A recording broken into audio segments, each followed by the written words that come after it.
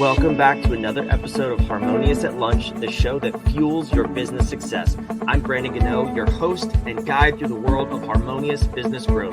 Today, we're unlocking powerful strategies with industry experts to help your business thrive. If you're a business owner, entrepreneur, or executive, you are in the right place. Join me and our incredible guests today on the journey to clarity, growth, and success. It is time to revolutionize your approach to business. Let's dive in with another episode of Harmonious at Lunch. Welcome back into some more bite-sized business advice. In today's episode, we're talking about the secret sauce to growing your business. That's right, people. We're talking about people, how to connect with people, build lasting relationships. You can't do this alone, I promise you. And the proof is in the pudding because I can't even do this podcast alone. I have a very special guest, Sonny Moyers. Welcome to the show, and thank you for being here. Well, Brandon, thank you very much for having me on. I hope I can help you, and most importantly, I can help your audience be more successful. I know you will, because we're talking about building relationships, connections, lasting relationships, all important things in business. And quite honestly, one of the things I see people take for granted a lot of times, they think relationships are people and people are disposable. And I'm not a huge fan. So I'd love to hear what does this mean for you? And then we'll, of course, dive in. But building lasting relationships and connection, what is that for you? Well, in the real estate business, it's particularly important in that when you meet someone, I don't look at people as qualifying them for whether they're going to buy or sell a home. I look at them as I'm qualifying them for having a long-term relationship with me. Because, I'm older, but I'm assuming you're in your 30s. You got it. All right. Well, when you meet somebody, like if I met you and you needed some help in real estate, I look at it as I'm trying to build a relationship with you that will last over 20 years. In fact, I have some clients that I've been helping them with their real estate needs, their families for 25, 30 years. So I'm not really looking at someone as a prospect for buying a home or selling a home. I'm looking at them as, do I connect with them in such a way that I can be of value and service to them over a long period of time? And what that makes is Brandon becomes very, very valuable to me, not only as a person, but as a long-term client. For example, most people buy or sell a home every 5 to 7 years. So in your lifetime, Brandon, you might own 5 more homes. And you'll need to sell the homes you're in.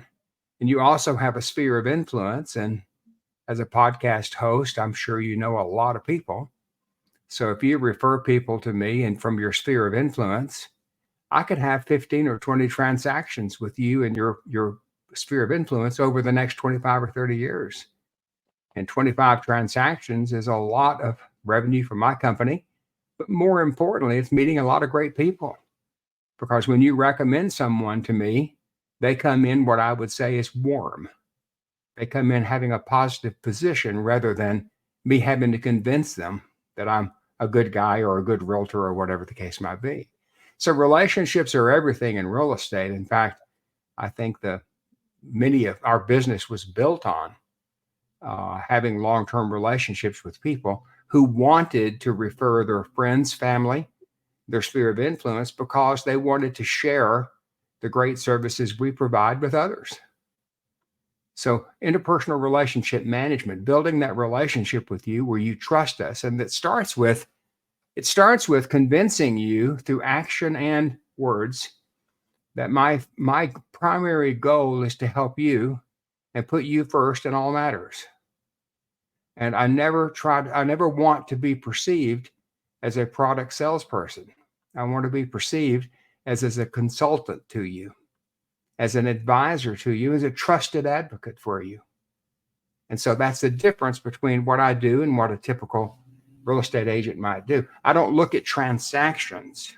I look at people, relationships, and long-term relationships in my business. Yeah, it's such a great outlook too. And when you put it in perspective, it can be hard for some people to zoom out and say, you look at me as a 20-year potential relationship. And I may never do business with you, but like you said, I could refer people who do. So the benefit of that relationship, whereas most people would say, oh, Brandon's in North Carolina, Sonny's in Texas, those two never have anything in common, don't need to know each other anymore, you don't know what could come from that. And that's kind of the road I see most people take, especially with the internet and social media the way it is now. Mhm. You don't know what sort of a fingerprint you're going to leave on somebody, and to Well, just brush off all relationships is such a dangerous way to be. And yeah. Sonny, I'm curious to hear your take on this. Quite frankly, personally, I believe real estate agents are some of the best and the worst at building relationships. And what I mean by that, I'm sure you know that the local networking event where the real estate agent walks in, slaps a business card on you, and walks away. I mean, that's obviously one way to do it. And then there's people like you who focus on building relationships. But talk to me about that difference and what you see, even in your own industry. Well, your comment fits right in with a chapter from my book called The Reverse Sales Process. And what that basically says is you don't go to a meeting like a Chamber of Commerce meeting or a networking event and have your spiel ready to give. Let me put it this way. When you go to those events, there might be 25 or 30 people there. And all those 25 or 30 people have salesperson written across their heads. And they all act in a similar way. They all have their card ready, their materials if they want to hand them out, their spiel, their pitch, and they're just honed and ready looking for someone to be a prospect.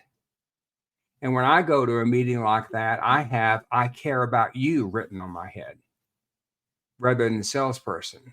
And I don't really go in there trying to make a pitch or sell. In fact, I avoid it because what I want to do is get to know Brandon. I want to understand you, what you do. And by putting the attention on you versus me, I form relationships that later on you'll want to tell me about you, and you'll want to confide and ask me about me.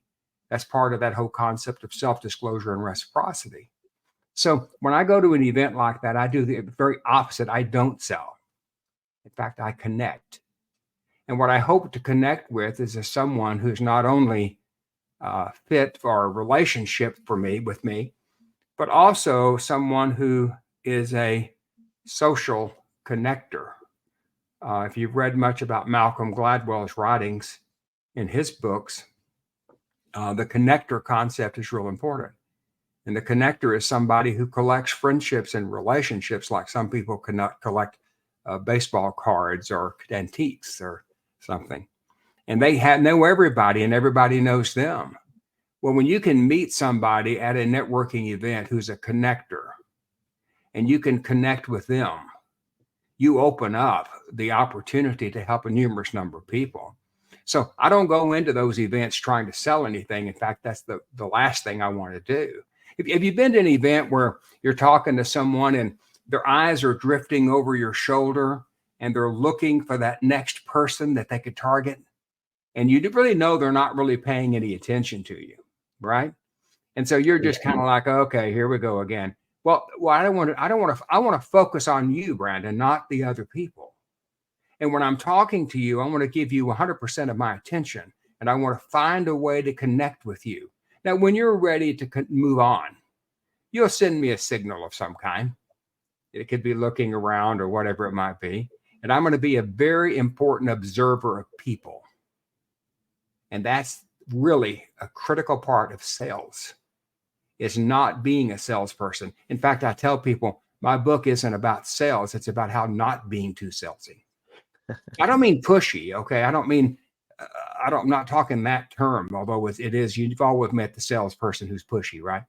Oh, let me tell you about me. Let me tell you about my business, and they haven't even asked a word about you yet. They barely got your name, and you're sure they don't remember it.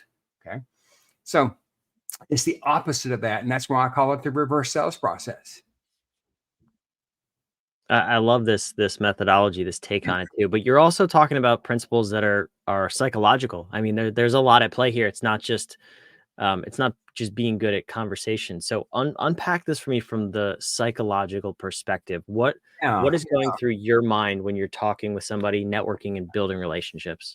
Well, when I was doing my master's work in psychology, I had to write a paper for my end of the degree program.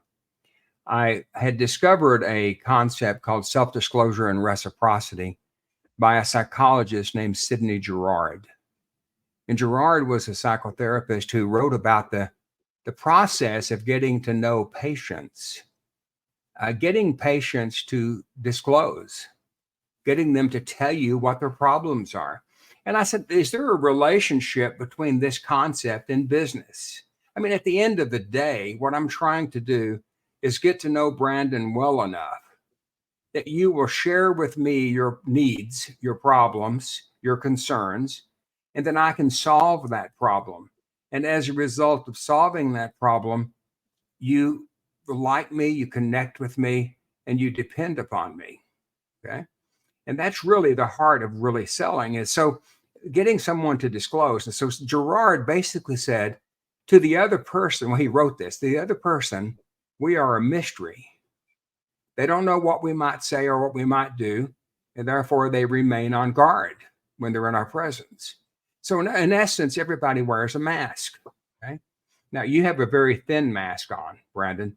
I could tell from the minute we started talking, you're a very giving, you're a confident person, but some people have a pretty thick mask on and they don't remove the mask easily.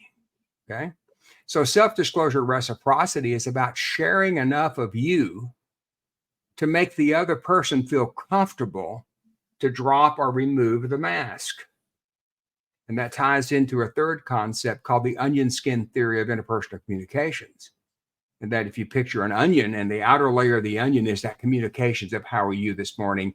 Good to see you. This is what you see at these networking events. Hey, it's good to see you, Brandon. I'm looking for another person because I know you're not going to be a buyer. Okay. Well, I don't want to do that. Okay.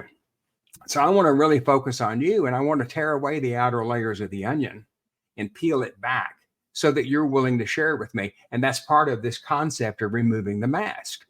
And so what interpersonal communications concept of self-disclosure reciprocity is, if I can remove the outer layer of the onion, if I can get you to remove the mask and allow me to see you and you to see me, I can create liking.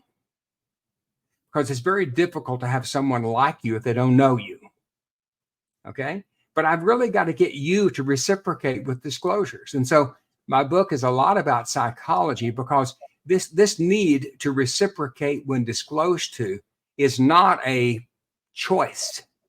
It's a psychological need people have that when disclosed to reciprocate with similar disclosure. So if I tell you about my family and my pet, my cute little dog, if you have a dog and you have a family, you're probably going to reciprocate. And if I tell you about what I do to help clients solve problems, you might reciprocate by opening up and sharing a problem with me. And that allows me an opportunity to help solve problems for you. So I'm a problem solver and primarily a problem solver. And when you help somebody solve a problem, what do?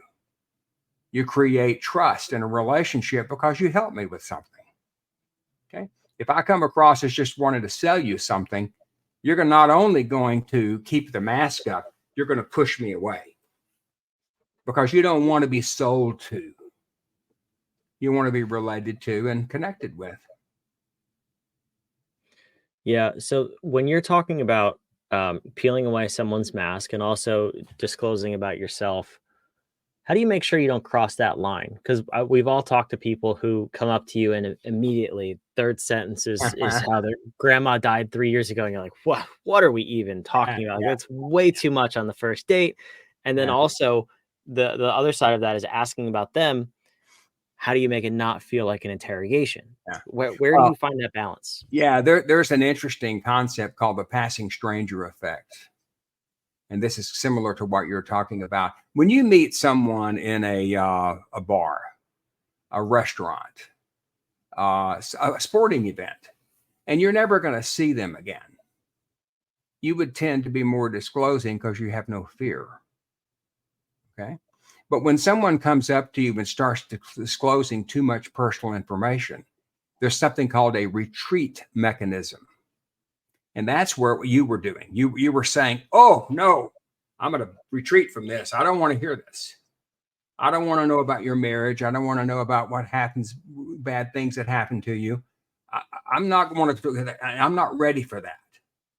But once you peel away the onion a little bit, and once you really connect with someone, Once you talk about things that are of interest to them, not you, and you don't get too personal and they start peeling away, before long, they really are. So the passing stranger effect is a guy in a bar and he says to the guy sitting next to him, I hate my wife. The guy says, oh my gosh, why? And he says, well, he starts telling his story. And the guy listens because there's no fear. They're never going to see each other again. That's why it's called the passing stranger effect. And it's amazing how many people will share very detailed information about their lives.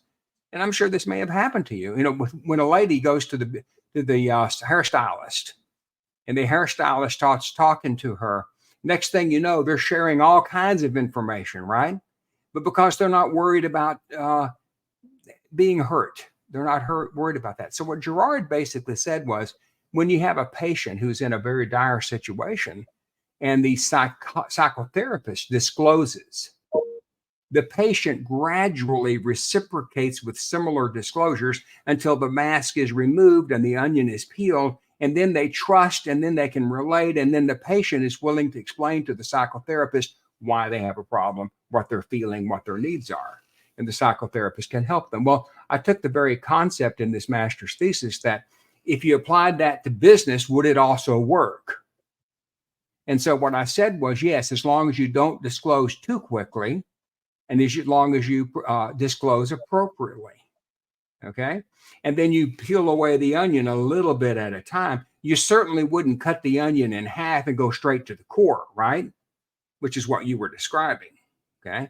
You would peel away the onion so that the relationship develops gradually over time. So in this reverse sales concept that I talked about, it was one of the chapters in my book, I talk about you go to that meeting and you don't talk about yourself and you don't disclose a whole lot of information, just enough to build a relationship. And then you follow up by calling Brandon back and saying, hey, Brandon, I met you at the Chamber of Commerce meeting. You remember me? And he goes, oh, yeah, I remember you. You were all interested in me.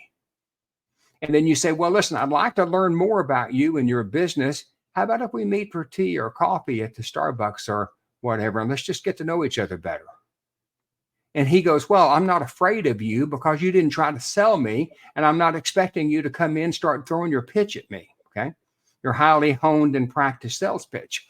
And so that allows you to get together and start building relationship, and that's how you connect with someone who's a connector, who knows a lot of people and can refer a lot of people to you. And whether you ever do business with me or not, if I can connect with you and have you remember me and think about me when you're talking to your friends, then I create a marketing phenomenon where you might refer me from someone from your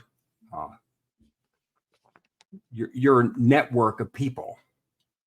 And that can build a relationship. And of course, when you do, I make sure to call you up and say, hey, Brandon, really appreciate the referral. What can I do for you? Okay. How can I help you? And that's how relationships are built. And that's why if I put it, how was I successful in real estate? It was all about relationships, trust.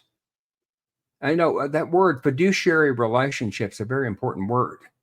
And in real estate, it's an essential understanding of the fiduciary relationship that I have with you. When you know without a doubt that you can trust me and that I'm going to do what's in your best interest, not in the best interest of me, how much money I make, whatever it is. I want you to trust me to the point that you say, I know without a doubt he's going to put my best interest at heart. And that's one of the fundamental rules in real estate, the fiduciary relationship with the client, a relationship of trust and confidence. And that's what you want to do to be successful in real estate and a lot of other professional services businesses. Yeah, really most businesses you can apply that philosophy to. I'm curious too, a relationship is an active thing. I have a relationship with my wife. I have a relationship with my business partner. I talk to them quite frequently. I'm not advocating that you do that with everybody you meet, but what is your sort of cadence or best practices to, you meet this super connector at an event, or you meet someone you may want to do business with in a couple of years. How frequent is enough, or maybe even a little bit more than enough, to sustain and actually build that relationship with, again, not selling, just building relationship? Well, you've asked a great question there, and it's much more complicated. I hope if I don't go too long, you'll tell me, okay? But client management programs, okay? A client management program is basically saying, once I meet Brandon and I connect with him, I'm gonna find a way to manage the relationship such that you don't forget me. Hmm. Now, that may be me sending you a card saying, Brandon, thank you for having me on your podcast. It was great to get to know you. Okay. And then following up with you later and saying, what reaction did you get from the podcast? And then following up with you later, is there any way I can help you further? Always putting the emphasis on, I want to be there for you. You know, most professional services companies are about providing professional services to help someone. Shouldn't be about, I want to sell you an insurance policy. It should be, how do I help you? How do I help you solve a problem? How do I help you be more successful? Whatever the case might be. But when I put the emphasis on you, not me, it changes the relationship completely. And so again, not selling, not being the person who pounds on the table and says, hire me, you know. I don't want someone to feel that this discomfort. By the way, most real estate agents are similar, aren't they? I mean, most real estate agents, you think of a real estate agent as someone wants to sell you a home or help you sell their home or, you know, something like that. You think of clients, most real estate agents, as being similar. And we don't want that. We want to be different, because differentiation is a very important concept. There are 1,520,000 real estate agents that are affiliated with NAR, National Association of Realtors. There's 3 million real estate agents in the United States. Okay. Now, 3 million real estate agents for a population of 330 million. You take that and divide 3 million and 330 million, and then you consider that not everybody wants to buy a house or sell a house. Particularly if you bought one last year, you don't plan to buy another one for 5 to 7 or maybe even 10 years. So how do you stay in a relationship with someone for 5 to 7 or 10 years if you don't put them first and what their needs are first? Because they don't need you at that moment. The social conditioning says, if you're familiar with the term social conditioning, Yes. basically people become accustomed to a conditioning. They become accustomed to a practice of how things are done. Most people think of a real estate agent as, well, you need a real estate agent now because you need to sell or buy a home or an investment property or whatever the case might be. I need to get me an agent. I need to go out and solve my problem by finding a home, a place to live, or selling my existing home. And when it's over, the agent kind of goes away. That's social conditioning. What I want to do is not to do that. I don't want them to get to the end of the transaction. And that's why I use the term. The relationship with the client must survive closing. Whether that's real estate or that's issuing an insurance policy or a financial plan or whatever the professional service is. When you get to the end of the day, the social conditioning is that I got what I needed, I'm gone, he's gone. No, he's still there and he's still trying to find ways to help me. And he's not pushing me to buy another house. And he's not hounding me with endless messages of, I sold another house today. I listed another property today. You know, you don't make those sales messages all the time. You find a way to communicate with the client on things that are important to them that they need, not things that you're trying to do to sell something. And that's the relationship that you create with them is totally different. It's a totally different relationship than the salesperson saying, I want to sell you another house. I'm not ready to sell, Sonny. I love this house. Quit sending me information about buying a house. Okay. I know you're good. I know you sell a bunch of property. So quit sending me all these notices about how many homes you sold last month, you know? Yeah. Because it doesn't apply to them. Yeah. I'm thinking, in this conversation, obviously we're talking about, this applies to so many businesses, almost every business. Well, I'll just put a stake in the ground. Every business is about relationships. Doesn't mean it's always with your customer. Could be with strategic partners, vendors, whatever. But it's such an important conversation. But this one about realtors in particular, I'm thinking about, my last one and my current one. I and my wife is the same way. We love our last real estate agent. We bought 2 houses and sold a house with him. Unfortunately, he's in New Jersey. That's where we're from. He still stays in touch with us, texts us for Father's Day, Mother's Day, birthdays. And I'm like, Joe, I love you. I can't do anything for you except send you referrals. Why are you staying in touch? He's like, you're a good friend at this point. You're a good relationship to have. Well, And he lives by this principle. So if anybody's in New Jersey needs a realtor, please reach out to me. I will refer to you to one. and you know, you never know when something happens. You get an Right. opportunity. But going back to this client management program, if you take client management concepts from a corporate perspective, okay, when you have an account in a corporate that is maybe there's 200, maybe there's 50 decision makers. And in those 50 decision makers, maybe there's 8 people that are big, high quality decision makers that run the company, basically. Now, if you position yourself across and up and down that structure, okay, you open up all kinds of referral networks and opportunities. Well, look at the person, the client, Brandon, for a minute. You've got family, you've got relatives, you've got friends, you've got college contacts, you've got sphere of influence people. The fact that I'm talking to you as a person who's got all these contacts, and if I do a great enough job for you, you want to help me. And in fact, you look for ways to help me because I try to help you. Okay. And that's what it's all about. So a client management program basically takes concept of corporate life and applies it to a family. So Brandon is a key contact, but someone else in your family is also a contact. And someone else in your sphere of influence is also a contact. So from knowing you, I might have 20 people in my CRM. And those 20 people, some of them might live in New Jersey because those friends you met while you lived in New Jersey probably still listen to you and you probably stay in touch with, especially the really good friends. And so if I'm talking to one of them and they say, well, I don't know why I would choose you over someone else, I'd say, well, do you know Brandon? They go, oh, yeah, well, I was his agent. Boom, I'm in. So the client relationship, the client management program in a business, even a small business like professional services companies, which are typically not huge corporations with a whole big group of people, but it's the same theories and concepts. Key decision makers are key decision makers, and influencers are influencers, and they can influence others to do business with someone. Okay. Yeah. No, Sonny, I love this conversation. We could go on for hours about this because it's so important. It's so foundational to running a successful business, but we don't have that kind of time. But I think you dropped some knowledge bombs here for the listeners. Where can someone go to learn more about you and get a copy of your book too? Well, my book is it's a 300-page textbook. Wow. It's not a typical real estate book. It's in color. It's a hardback. It is a book that takes you quite a bit of time to read. Realestatebook.org is my book website.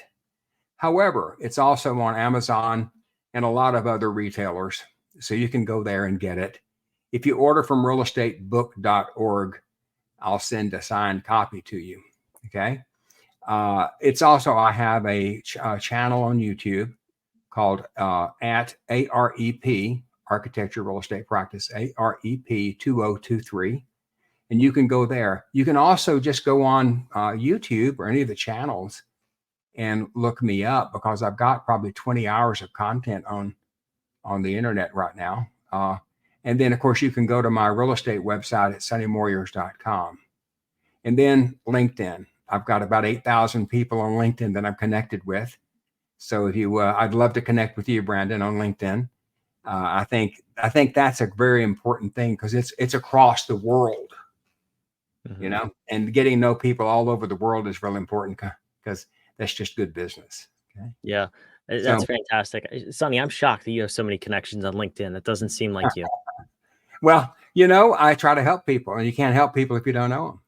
I hear you. No, this is awesome. I appreciate that. For those of you watching, listening, wherever you are, all of those links are down below in the show notes, in the description down below. So make sure you go check those out. Sonny, thank you so much for being here. This was a great episode. Very enjoyable experience. I appreciate the opportunity to be on and help your audience. And I hope they learn from this program. I'm sure they did. Drop your comments down below wherever you're watching and listening. And of course, subscribe. We love having you here. We love putting these episodes out every single day of the week to help you grow your business, not just grow your business, build a more harmonious business and life. That's what we're all about. We'll see you on tomorrow's episode of Harmonious at Lunch. Thanks for being here.